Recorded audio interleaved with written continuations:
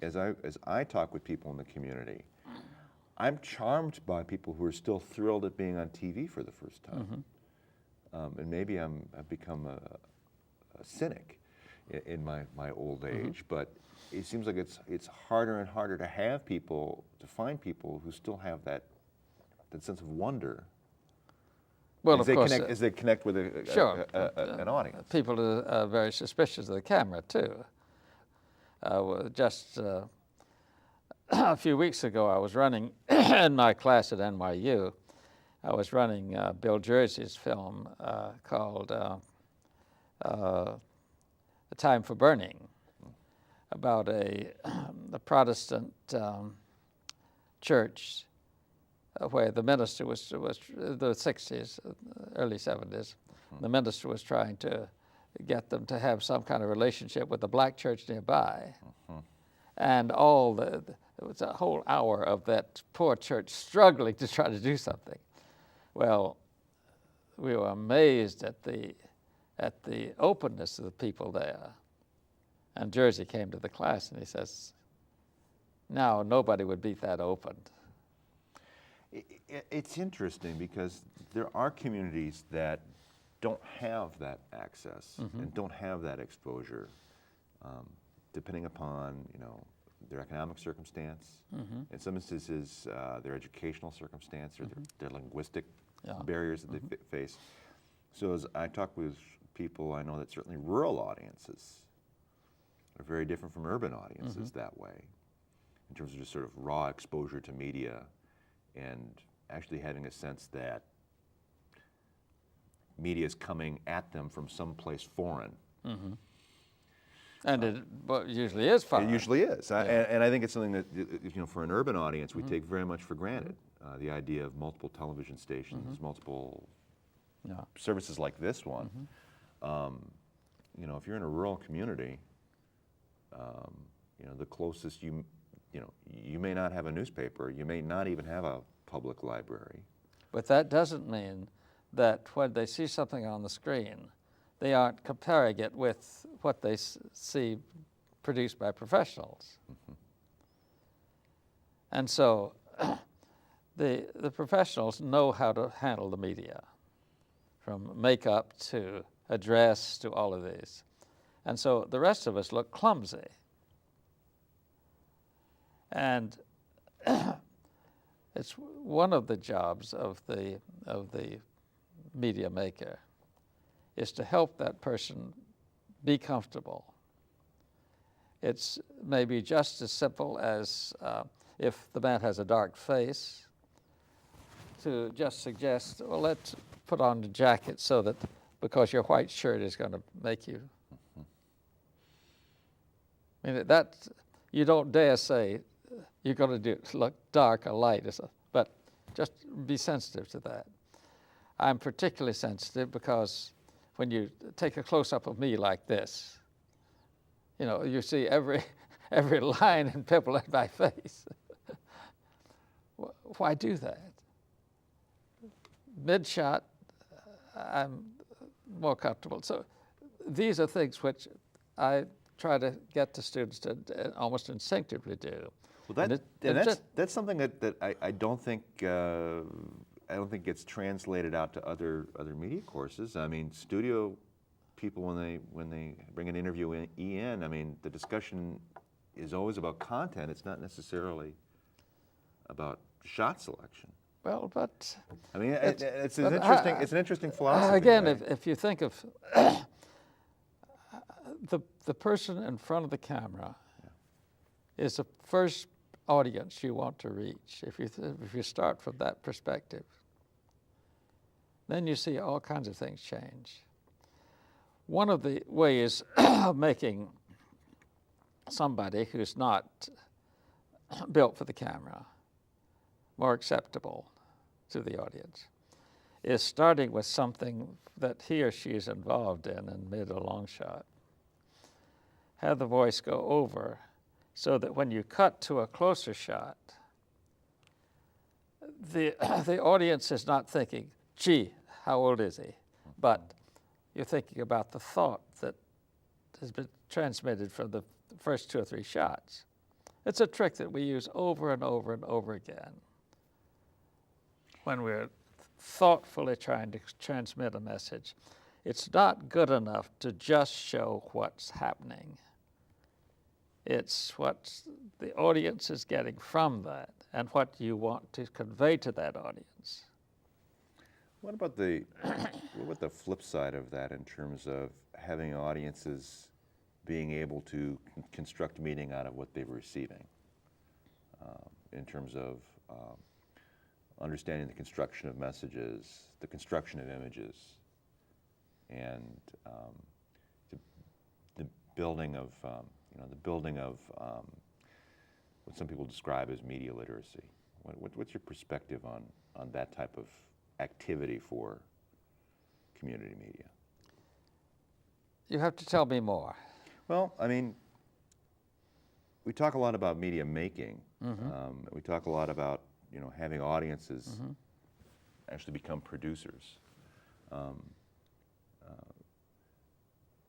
One of the things that we're probably not very strong on as organizations, access centers typically, are about actually talking about the messages that are conveyed in the content that are conveyed in the forms that we describe.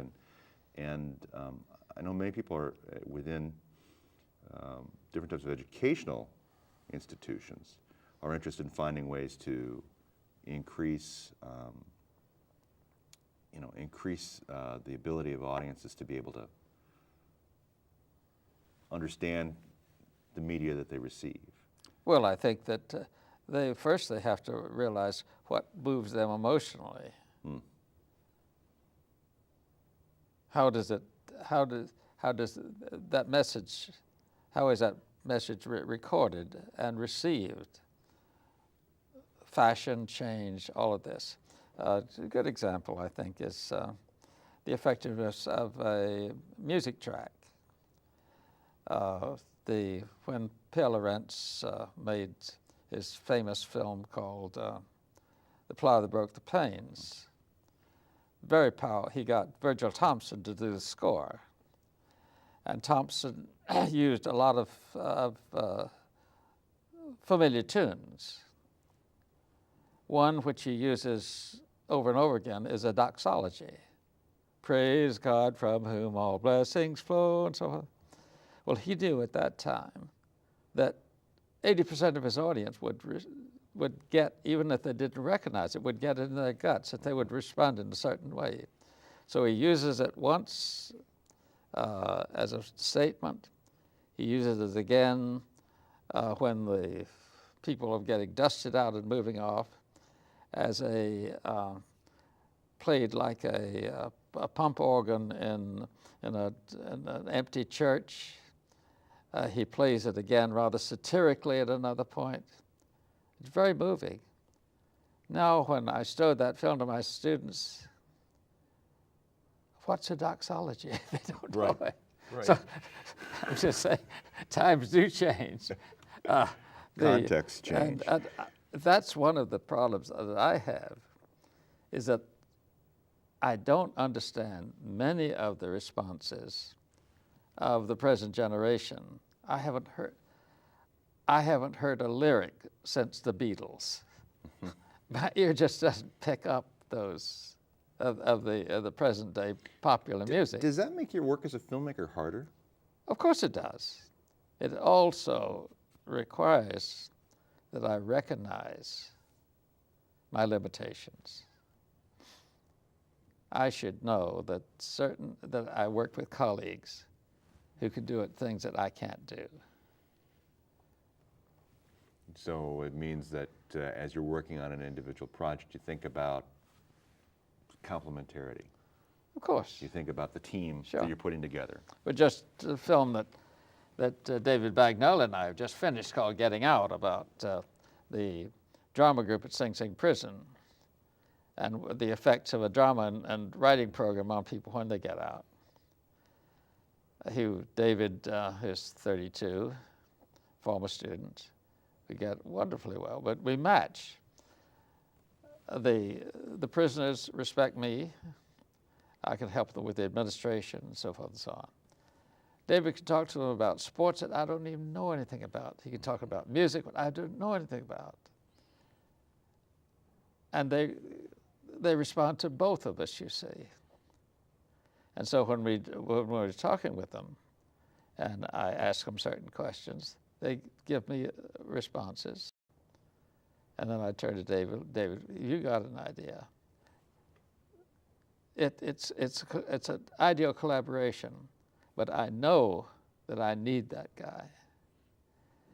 And I'm afraid that the so-called auteur theory of filmmaking, which really is the idea that the meaning flows forward from you, and it's a consistent meaning that occurs from film to film. It's all, you know, the film that you made That's 40 right. years ago and the film that you made yesterday, all is a part of you, right? And all a part of your insight and your vision. I think that the auteur theory may work for feature films, may work for narrative films, but it should. Most film criticism has literally done damage to documentary. You mean in terms of having a documentary filmmaker reflect the circumstances around themselves rather than having the trying to use the same kind of artistic measures that you use for a feature film with documentaries, because as I say, documentary, by and large, is not a single work. It's a collaboration. Oh, no, it's quite true that most feature filming is collaboration too, but not quite in the same way. Are there many, turning back to community television, community access television, are there many centers that embrace that vision of documentary work within the community? If they aren't, what are they doing? Well, you know, I guess that's my question to you. So it's a rhetorical question back. If you're not doing documentary work in one way, shape, or form, what is it that you're about? Mm-hmm. Well, it seems to me that if it's community television, the first duty is to the community, not to the individual producer. Now that's where I think that access has been gone off on the wrong track very often, is that we have favored the producers and the individual producer's right to that space over the service to the community. And just to kind of drill down a little bit more deeply in this, the idea that you're talking about is the producerly value of ensuring that every person has the opportunity to speak. I mean, literally, the institution of speech rights on the production. In front of a camera, if you take a camera out into public, the equation of, in some people's minds, the necessary equation of speech and political speech rights with the production that happens by producers. But first come, first served has been a basic thing.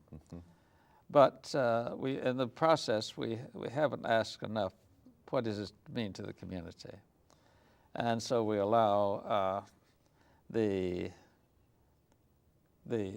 Betty Sawyer show to go on for year after year after year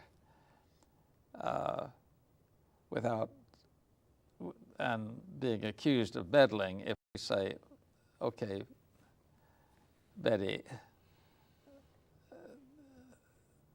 what kind of effect is this having on the community? What is it reaching? And I think we have a right to ask that question, even though we may not want to limit the response. For example, one of my favorite producers at SPNN probably has a very small audience. He is a Russian refugee, had been over for many years, who has in the express studio, so he could do it all himself. He comes in, and every week he has programs in Russian, with classic Russian poems, and people who send in, and Russians who send in their poems. I think it's marvelous. It's absolutely right for that. And thank goodness with the Express Studio, he could produce it. And that's a relatively new program, though, or is that a program that's been on for? It's been on for some time. For some yes. time. Yeah. Well, I understand what you're getting at in terms of this idea of sort of staking out turf within an organization, and then maintaining that turf, especially for centers or channels that have extremely limited resources. Yeah. It's an issue. If you only have, let's say you only have one channel on and you have so many producers, there's going to be a lot of elbowing going on over that limited capacity. Same thing also with camera access or studio access. Yeah, right. Sure. Very, very big thing. I mean, are you suggesting then that there has to be some sort of curatorial intention for a center or for people who are involved with the center to be thinking about that sort of broader mission and responsiveness? Getting back to the public library. Yeah. The librarian caters to people, to the popular novels, and she also caters to other people. And in effect, the curatorial work it's involved. And I think we have to have both. The librarian isn't buying the books for the people who've been there for 30 years only. That's right. Okay. It's interesting because there are other community media institutions in the United States that have got some understanding about that. They're very different from access television centers, though. Community radio has got a tradition of doing that sort of thing, but because of the limited resources there, not everybody has the right to be on a community radio station. It would seem to me you'd have to find a way to balance out those competing values. It's not an easy balance.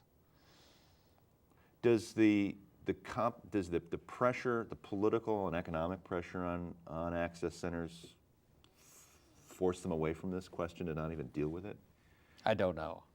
Because I think that's going to be one of the key questions for community television centers around the country, state by state, and then also nationally, is how they define themselves within a changing political landscape, but also a changing economic landscape. And changing with the media landscape, with the pods and all the other things that are coming out over and over again. Well, Michael Powell, when he came to MNN recently, we had a program with him, and he was saying that with all these other instruments, do we really need the studio? Looking around at our studio, do we really need training?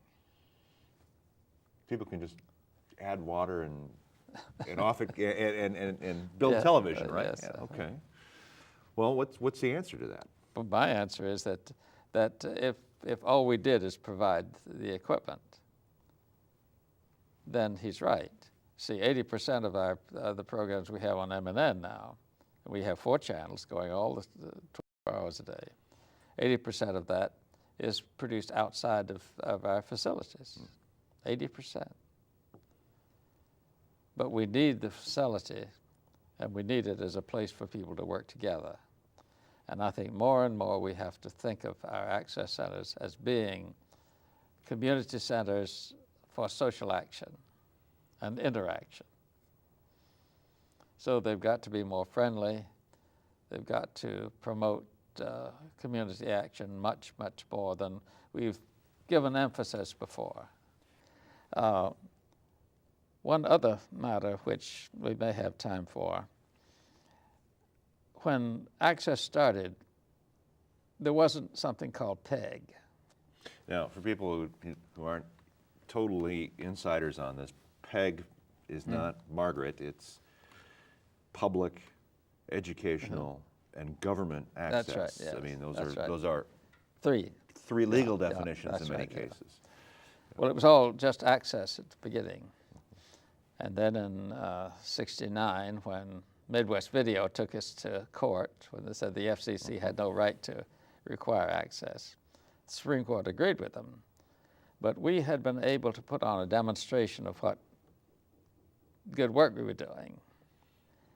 And so the Supreme Court said, in effect, it's a good thing and would be legal if it was written into each individual franchise.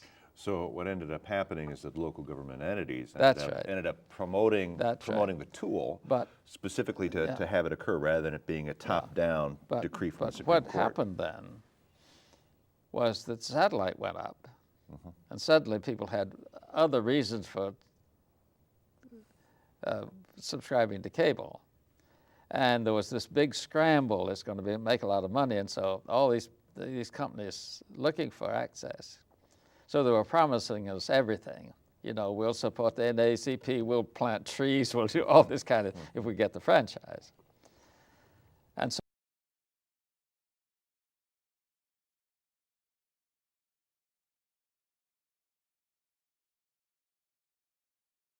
I have all this good stuff. I said, wait a minute. There's going to be a fight over money. And the government's going to be there first, and then the education, we're going to be out third. But also, and I was more right than I thought, if government access is run by the government, it's going to be perceived, even if it isn't, a mouthpiece for City Hall.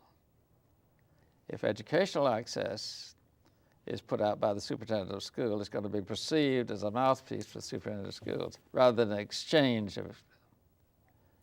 Well, it's the idea of having a separate estate that journalism actually inhabits within our society. Where you actually have a civic structure which has journalists and media makers outside of governmental control, governmental influence. And I'm very pleased that in many places they haven't been able to afford to have PEG, and so they have it all coming out of the same place. And many places are going back to that now. And I wish that we could have more unified places. Well, I think one of the trends that's happening now as cable companies make plenty of money, but governments are having a harder and harder time figuring out how to pay for basic services. Yes, surely, yes. Is that the cable company is actually a more stable partner than a government entity is in many cases. Yeah. And in that kind of environment, ensuring that you have, those types of access operations thrive is extremely challenging if the governmental partner is constantly looking for resources to do things like maintain fire and police and just real bread and butter types of services. But I wish that people could think of support for access not as a tax on the cable company, but a tax on the viewer. You look at your cable bill, at least the cable bill I get in New York, it's separate.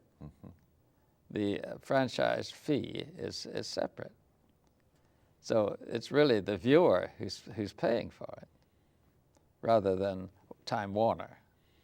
Well, the trick in that instance is making sure then that the service is responsive to viewers. Right. Which is totally upside down from how access centers have been working as producer-early cultures. That's right, yeah. Right? So how do you bring viewers into it more? To get back to sort of the initial impulse. I don't have a ready answer. It's a matter of encouraging producers to constantly get the people involved. Recording the church service over and over and over again. It's the preacher and the choir and nobody else. Why not get the congregation involved? We've just about run out of time. Yeah. Are there any predictions you want to give for where we're heading as community media centers and community media within the United States? I'm just amazed that we're still here, given the political climate at the times. Well, and I think one of the things that's sort of remarkable about community media is its resiliency for all sorts of different localities. Yeah. And different political climates and different political cultures. It's one of the things you talked about earlier. Is that And it responds to different needs in different places. Yeah. Well, George Stoney, I really want to thank you for the opportunity to talk and kind of pick your brain for an hour. Yeah. But thank you for being here at SPNN. Thank you. I'm very pleased to be here. Did you get that?